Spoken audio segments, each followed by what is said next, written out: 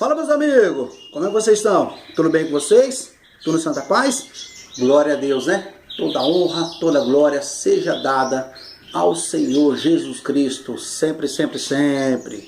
Meus amigos, no vídeo de hoje vamos estar conversando um pouquinho como tentarmos, né, amenizar o máximo que possível a morte de filhotes no canaril.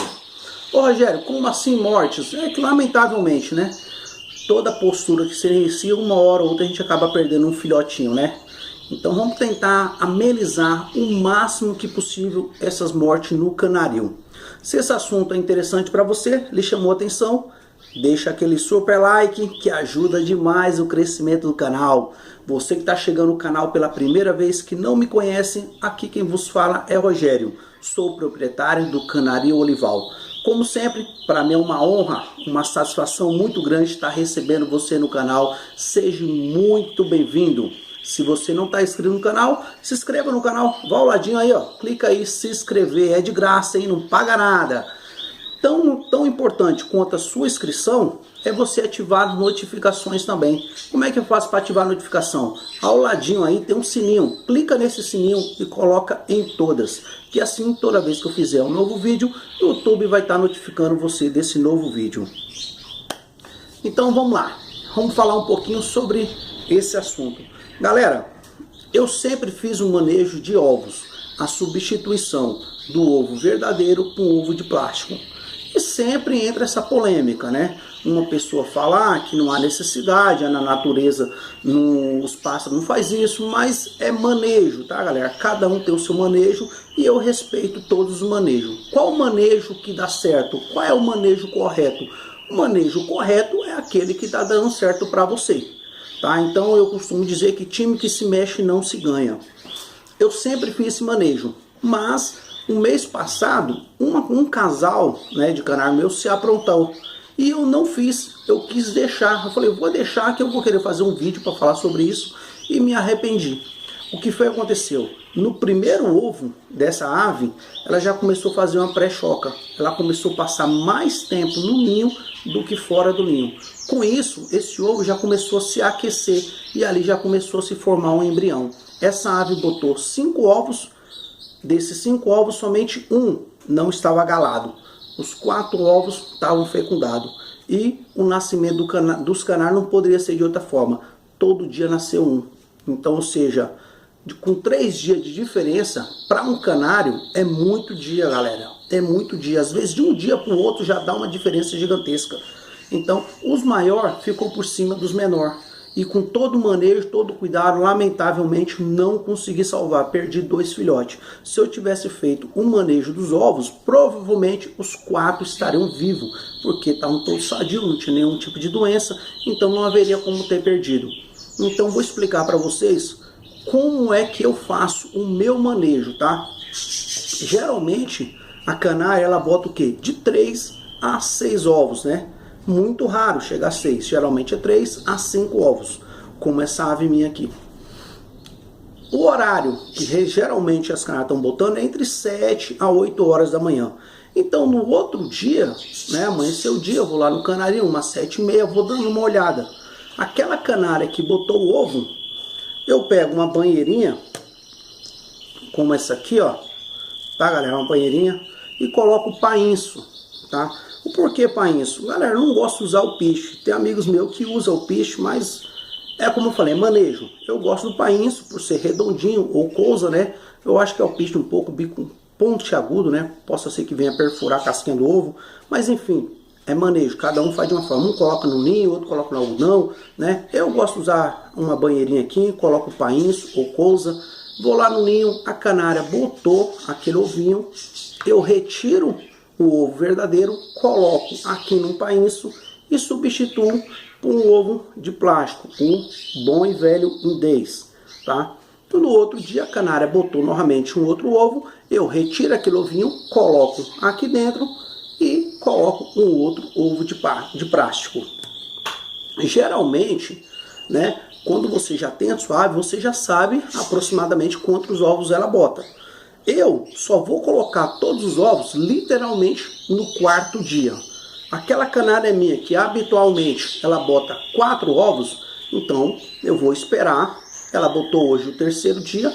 Amanhã que ela vai botar o quarto ovo, eu vou colocar todos os ovos amanhã, quando ela botar o quarto ovo. E a minha contagem vai ser no outro dia. Ou seja, coloquei todos os ovos hoje, eu vou contar 13 dias a partir de amanhã. Em média, os pássaros vão nascer em 13 a 14 dias. Sempre o comum, 13 dias. Mas possa ser que venha acontecer um atrasadinho. Então, se eu coloquei todos os ovos hoje, eu vou começar a contar a partir de amanhã. Esse é o meu manejo.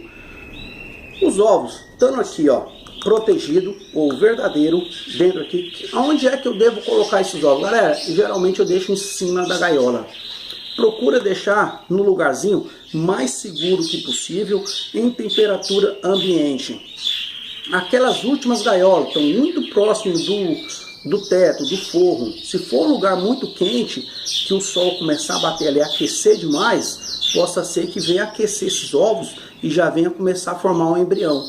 No decorrer da noite esfria, você perde esse ovo. Então os ovos têm que estar num lugar muito bem armazenado, quietinho, sem ninguém estar mexendo, em temperatura ambiente, tá?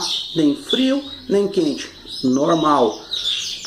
Os ovos, vocês têm que estar manuseando também com as suas mãos muito bem lavadas, muito bem higienizadas, tá, galera?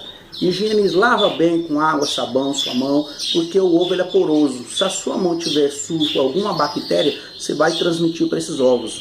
Então, ao manusear os ovos, esterilize muito bem sua mão, mantenha muito bem lavada, tá? E deixe no lugarzinho seguro. Outra coisa, lembre-se que o olho do dono que engorda o gado. Nessa perca que eu tive, eu comecei a observar. Geralmente, os canários maior é o que se alimenta mais, porque ele começa a esticar o pescoço para pedir a comidinha ali para a mãe, e os pais começam a cuidar mais desses, que são os mais espertos, são os maiores, os mais fortes. Então eles começam a esticar o pescoço, ficando o mais alto que possível. Então esses são os primeiros a receber os alimentos. Não que os pais não cuidem dos menorzinhos, não, eles cuidam. Porém, a quantidade de comida é bem menor para esses pequenos. Então com isso, o desequilíbrio de tamanho vai ser muito grande, vai ser gritante. Então você pode correr o risco de perder esses menorzinhos. Então o que eu dou uma sugestão para vocês? Entra com a papinha.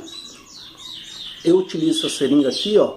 Assim como eu falei, para você higienizar a sua mão, higienize muito bem a seringa que você utiliza, tá? Ou aquela colherzinha, joga fora, compra outra. Eu gosto da seringa por praticidade. Então, toda vez que eu termino de cuidar, ó, eu desmonto a minha seringa, tá? Procuro desmontar ela todinha. Aqui eu retiro também, mas enfim, vai ficar muito longo o vídeo. Mas eu procuro desmontar todinha a minha seringa, deixo numa solução, algumas horinhas ali, para ter certeza que matou todas as bactérias. E o que eu vou fazer? Eu vou dar uma prioridade maior àquele pequenininho. Os maiorzinhos, eu dou a papinha sim, mas a quantidade maior que eu fornecer vai ser sempre para um menor, tá?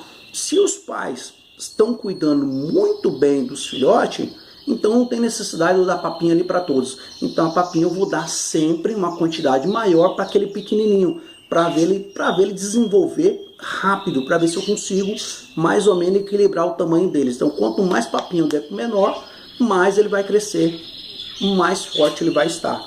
Então minhas duas sugestões no agora está sendo essa: fazer o manuseio dos ovos, que para mim eu achei muito importante, mas cada um, isso eu estou compartilhando com vocês o meu manejo.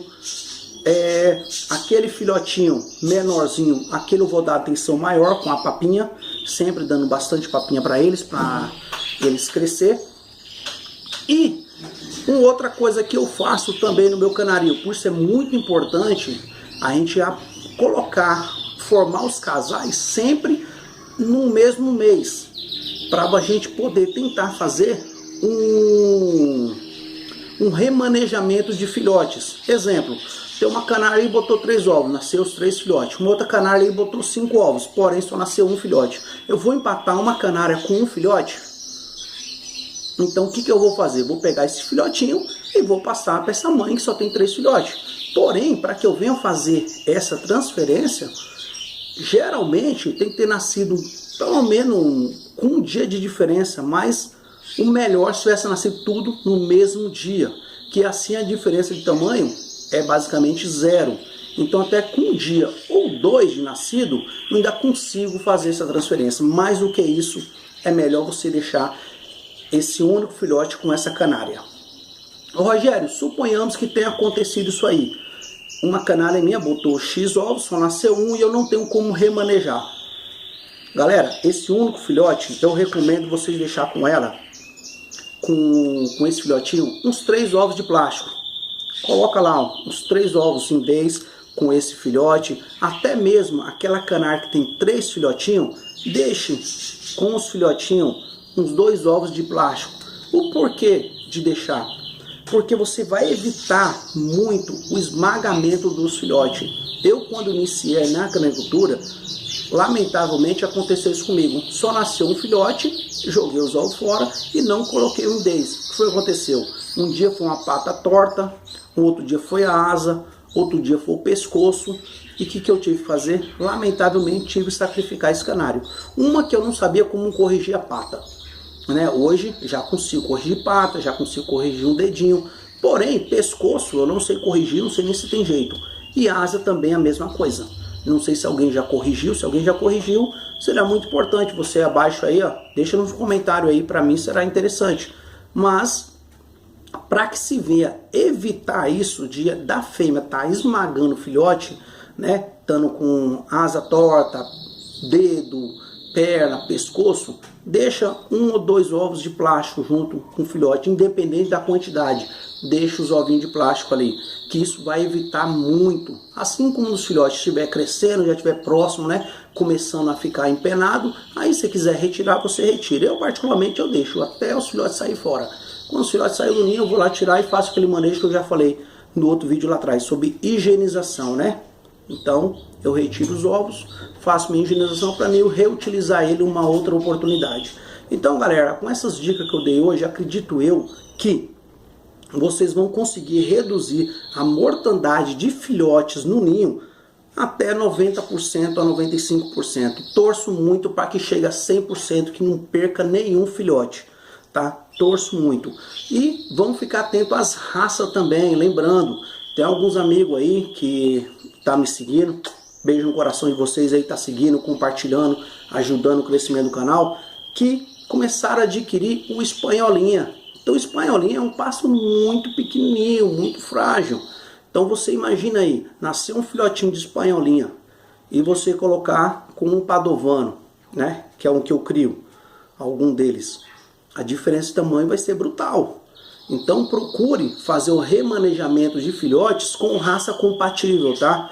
Que venham ser mais ou menos do mesmo tamanho. Porque o máximo que você venha dar atenção àquele menorzinho, se a raça é diferente, lamentavelmente você vai perder ele. Então se você busca canários basicamente da mesma raça, do mesmo tamanho, a probabilidade de dar muito certo esse remanejamento vai ser grande. Então por hoje é só, galera. Abaixo aí, ó, deixa seus comentários, críticas construtivas, é muito bem-vindo. Compartilhe o link desse vídeo com outras pessoas. Dá uma força aí, o canal tá crescendo, hein? Canário Olival agradece demais vocês, hein? Beijão no coração, que Deus abençoe vocês. Fui!